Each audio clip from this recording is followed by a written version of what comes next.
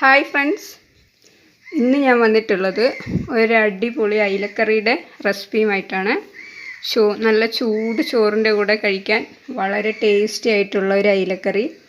പച്ചമാങ്ങയുടെ പുളിയും കാന്താരി മുളകിൻ്റെ എരിവും തേങ്ങാപ്പാലിൻ്റെ മധുരമൊക്കെ കൂടിയാണ് ഒത്തിണങ്ങിയ ഒരു അടിപൊളി അയിലക്കറി. നല്ല ചൂട് ചോറിൻ്റെ കൂടെ കഴിക്കാൻ വളരെ ടേസ്റ്റിയാണ്. അപ്പോൾ എല്ലാ കൂട്ടുകാർക്കും കിച്ചൺ ടു സ്റ്റഡിയിലേക്ക് ഒരിക്കൽ കൂടി സ്വാഗതം. അപ്പോൾ ഈ ടേസ്റ്റി ആയിട്ടുള്ള കറി എങ്ങനെ ഉണ്ടാക്കാമെന്നൊന്ന് കണ്ടു നോക്കിയാലോ. അപ്പോൾ പോകാം, നമുക്ക് അടിപൊളി അയിലക്കറി ഉണ്ടാക്കുന്നത് എങ്ങനെയെന്ന് കണ്ടു നോക്കാം. അപ്പം നമ്മൾ ടേസ്റ്റി അയിലക്കറിക്ക് എന്തെല്ലാം ഇൻഗ്രീഡിയൻസ് ഞാൻ എടുത്തിട്ടുണ്ടെന്ന് പറയാം. അരമുറി തേങ്ങ ചിരകിയെടുത്ത്, ഇത് പാലെടുക്കണം.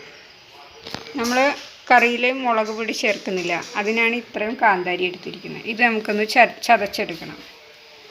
കറിവേപ്പില, 6 പച്ചമുളക്, 2 ചെറിയ മാങ്ങ. ഇത് മുഴുവൻ വേണ്ട, നമുക്ക് 1.5 മാങ്ങ മതി. ഇത് കഷ്ണാക്കി എടുക്കണം. പിന്നെ ഇഞ്ചി, ഇത് ഇത്രയും വലിയ 2 കഷ്ണം, ഒരു 6, 7, 8 വെളുത്തുള്ളി, പിന്നെ കുറച്ചധികം ചുവന്നുള്ളി എടുത്തിട്ടുണ്ട്, ഒരു തക്കാളി, കറിവേപ്പില. ഇത്രയാണ് നമുക്ക് വേണ്ടത്. പിന്നെ കുറച്ച് പൊടികൾ, അത് നമുക്ക് പാകം ചെയ്യുമ്പോൾ കാണാം. പിന്നെ നമ്മൾ മെയിൻ ഇൻഗ്രീഡിയൻ്റ് എന്ന് വെച്ചാൽ അയില.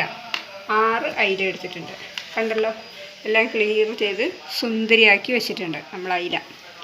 അപ്പോൾ നമുക്ക് ഇതെല്ലാം ഒന്ന് അരിഞ്ഞെടുത്തിട്ട് വരാം. അപ്പോൾ നമ്മളെല്ലാം ചതച്ചെടുത്തിട്ടുണ്ട്.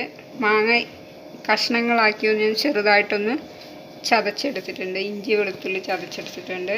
ചെറിയ ഉള്ളി അരിഞ്ഞെടുത്തു, തക്കാളി അരിഞ്ഞെടുത്തു, നമ്മളെ കാന്താരി മുളകും ചതച്ചെടുത്തിട്ടുണ്ട്. തേങ്ങാപ്പാൽ എടുത്ത് വെച്ചിട്ടുണ്ട്. 1ഉം 2ഉം പാലൊന്നുമില്ല, എല്ലാ പാലും കൂടെ ഒറ്റപ്പാൽ.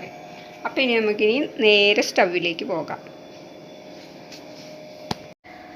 നമ്മുടെ പാൻ സ്റ്റൗവിലേക്ക് വെച്ചു, ചൂടായി. നമുക്ക് കുറച്ച് വെളിച്ചെണ്ണ ഒഴിച്ച് കൊടുക്കാം. കുറച്ചധികം ഒഴിച്ച് കൊടുക്കാം. അതിലേക്ക് ആദ്യം നമ്മൾക്ക് 2 നുള്ള് വലിയ ജീരകം ഇട്ട് കൊടുക്കാം, അതായത് പെരിഞ്ജീരകം.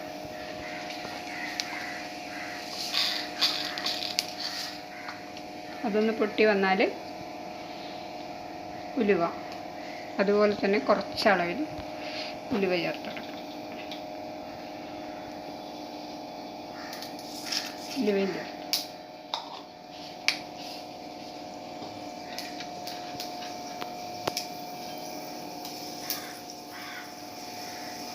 ഒന്ന് ഇളക്കി കൊടുക്കാം.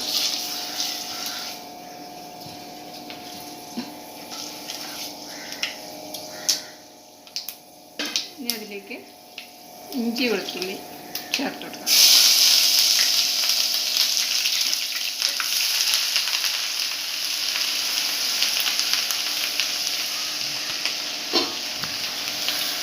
അതിൻ്റെ വെള്ളം വറ്റി വന്നാൽ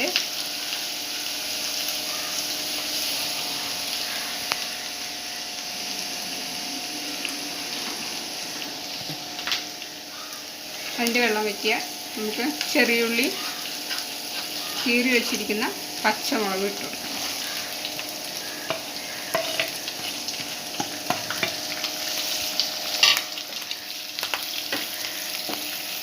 സ്റ്റൗന്ന് ഞാൻ നല്ല ചൂടായപ്പോൾ ലോ ഫ്ലെയിമിലേക്ക് മാറ്റി, അതിപ്പോൾ ഉള്ളിലേക്ക് വെച്ചിട്ടുണ്ട്. നമ്മുടെ ഉള്ളിയും ഇഞ്ചി വെളുത്തുള്ളിയും ഒന്ന് നല്ലപോലെ ഒന്ന് വഴന്ന് വരണം. അതിലേക്ക് കുറച്ച് ഉപ്പിട്ട് കൊടുക്കാം.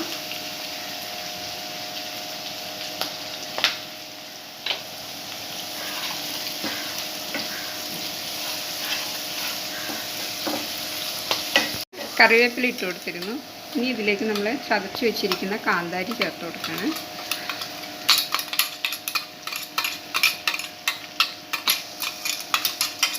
നല്ലപോലെ ഒന്ന് ഇളക്കി കൊടുക്കാം.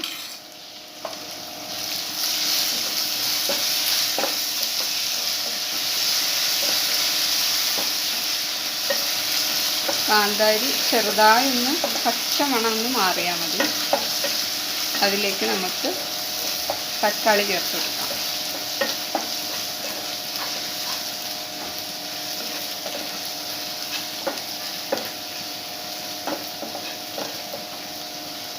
തക്കാളി ചേർക്കാം. ചെറുതായി അരിഞ്ഞ തക്കാളി. ഈ തക്കാളി ഒന്ന് വെന്ത് വരണം. ഇതിലേക്ക് നമുക്കൊന്ന് ഇളക്കി കൊടുക്കാം. ഒന്ന് വെയിറ്റ് ചെയ്യാം.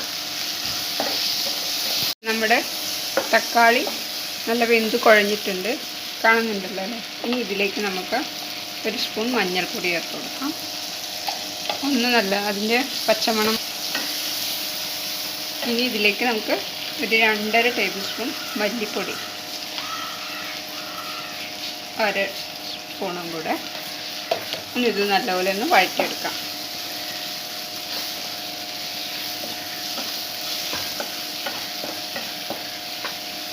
ഇതിൻ്റെ പച്ചമണം മാറി വരുമ്പോൾ നമ്മുടെ മാങ്ങ ഒന്നിട്ട് ഇളക്കി കൊടുക്കും. അരിയുടെ മുളകിന് കാരമുണ്ട്. മാങ്ങ ഇളക്കാം.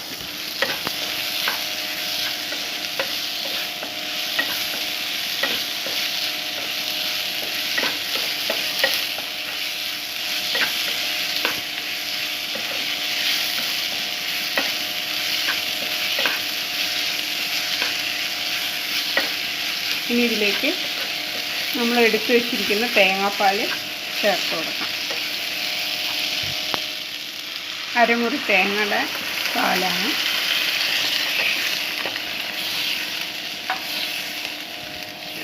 ഇനി ഇതിലേക്ക് ആവശ്യത്തിനുള്ള ഉപ്പ് ചേർത്ത് കൊടുക്കാം. വെള്ളം ചേർത്ത് കൊടുക്കാം. ഇത് നല്ലപോലെ തിളക്കട്ടെ. അതുവരെ നമുക്കൊന്ന് വെയിറ്റ് ചെയ്യാം. ഉപ്പ് ചേർത്ത് കൊടുക്കാം. നമ്മുടെ കറിയിൽ ഞാൻ താളിക്കാൻ വേണ്ടിയായിരുന്നു നോൺ സ്റ്റിക്ക് വെച്ചത്. പിന്നെ അത് കഴിഞ്ഞിട്ട് ഞാനിപ്പോൾ ഇതൊരു മൺചട്ടിയിലേക്ക് നമ്മളെ കറി മാറ്റി കൊടുത്തിട്ടുണ്ട് കേട്ടോ. അപ്പോൾ കറി തിളച്ചു. ഉപ്പ് ഞാൻ കുറച്ചും കൂടെ ഇട്ട് കൊടുത്തു. കറി നല്ല ഗ്രേവിയായി വന്നുകൊണ്ടിരിക്കുന്നുണ്ട്. പിന്നെ നമ്മൾ മാങ്ങ ചതച്ചിട്ട് കഴിഞ്ഞാൽ നമ്മളെ കറിക്ക് നല്ലൊരു ഗ്രേവി കിട്ടും. കണ്ടില്ലേ, പെട്ടെന്ന് പുളി അലിഞ്ഞ് ചേരുകയും ചെയ്യും. തിക്കായിട്ടുള്ള കറിയാക്കാനും പറ്റും.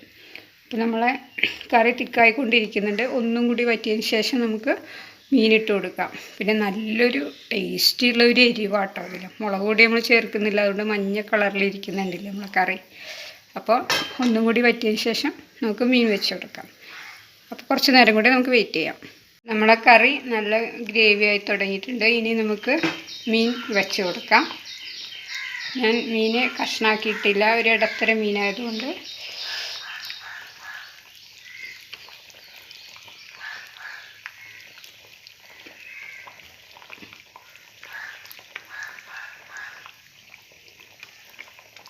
നമുക്ക് മീൻ ഇതിനകത്ത് കിടന്നൊന്ന് വെന്ത് വരട്ടെ. ഓക്കെ, ലാസ്റ്റ് സ്റ്റേജിലേക്ക് എത്തിയിട്ടുണ്ട്. നല്ലപോലെ മീനൊക്കെ വെന്തു, ചാറൊക്കെ നല്ല രീതിയിൽ കുറുകി, കണ്ടോ, നല്ല സൂപ്പറായിട്ടുണ്ട്. ഇനി നമുക്ക് സ്റ്റൗ ഓഫാക്കി കൊടുത്ത് ഇതൊന്ന് താളിച്ചൊഴിക്കാം. മുളക് കറിയിലേക്കൊന്ന് താളിച്ചൊഴിക്കുകയാണ്. അപ്പോൾ നമ്മൾ താളിച്ചൊഴിക്കുമ്പോൾ മാത്രം ഞാനൊരല്പം മുളക് പൊടി ചേർത്തിട്ടുണ്ട്, ഒരു കളറിന് വേണ്ടിയാണ്. അപ്പോൾ അത് നമ്മൾ മഞ്ഞ കളറിനൊരു ചുവന്ന കളറും കൂടി വരുമ്പോൾ അതൊരു നല്ലൊരു കളർ ചേഞ്ച് അല്ലേ. അപ്പോൾ കണ്ടല്ലോ, നല്ലൊരു ടേസ്റ്റി ആയിട്ടുള്ളൊരു കറിയാണ്. ഞാൻ ചെയ്യുന്ന വീഡിയോ നിങ്ങൾ കണ്ടെന്ന് ഞാൻ വിശ്വസിക്കുന്നു. നമ്മൾ മാങ്ങയും എരിവിനായിട്ടുള്ള കാന്താരിയും തേങ്ങാപ്പാലൊക്കെ ചേർന്ന ഒരു സൂപ്പറായി ടേസ്റ്റി ആയിട്ടുള്ളൊരു അയിലക്കറി കണ്ടോ, കാണുന്നുണ്ടല്ലോ അല്ലേ. അപ്പോൾ ഞാൻ ചെയ്യുന്ന വീഡിയോ നിങ്ങൾ കണ്ടെന്ന് വിശ്വസിക്കുന്ന വീഡിയോ കണ്ട് ഇഷ്ടപ്പെട്ടാൽ ലൈക്ക് ചെയ്യാനും ഷെയർ ചെയ്യാനും മറക്കരുത്. ആദ്യമായി കാണുന്നവരാണെങ്കിൽ സബ്സ്ക്രൈബ് ചെയ്ത് കാണാനും ഞാൻ ആഗ്രഹിക്കുന്നു. അപ്പോൾ അടുത്ത വീഡിയോയിൽ കാണാം. എല്ലാ കൂട്ടുകാർക്കും നന്ദി, നമസ്കാരം. Thank you.